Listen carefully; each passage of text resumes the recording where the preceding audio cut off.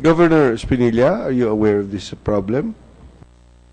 Yes, Mr. Chairman, we have monitored this is called de-risking by foreign banks. The issue here, Mr. Chairman, is that those banks operating under their own anti-money laundering laws are effectively making a business judgment that dealing with Philippine counterparties, money service businesses, poses risks to them that basically amounts to their conclusion that it's not worth the business. So what happens is they make a business decision to close down the account, and this is what Ms. Ople was describing. So basically, they're saying, we won't do business with Philippine companies because they're too risky. But then, what makes them say that these Philippine companies are too risky?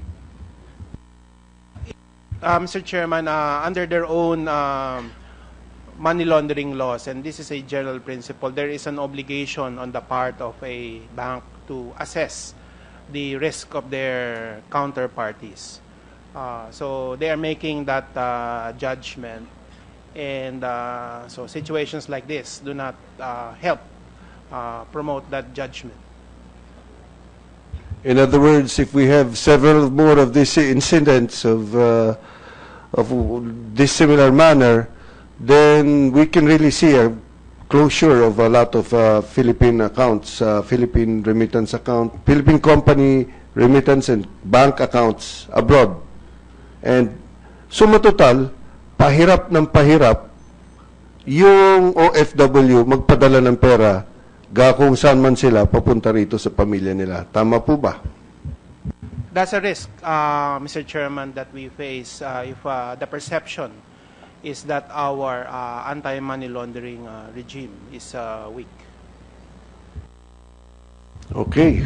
I just wanted Senator Recto? I just wanted to put on record also. Prior to this event, we are out of the blacklist. Is that correct? We are out of the blacklist. That's correct. We Mr. passed the relevant laws. Huh? And yet, even prior to this event, pinahihirapan na tayo. That is a fact. Okay? I think many of these big foreign banks are just charging. Pinahihirapan lang talaga. Yung lumabas yung pera sa kanilang bansa para pumasok dito sa atin. Even if it comes from overseas Filipino workers. We have to be mindful of this. Hindi lang dahil hindi naman mahina yung anti-money laundering law natin eh. Prior to this situation, pumasa nga tayo sa pataf eh. Okay?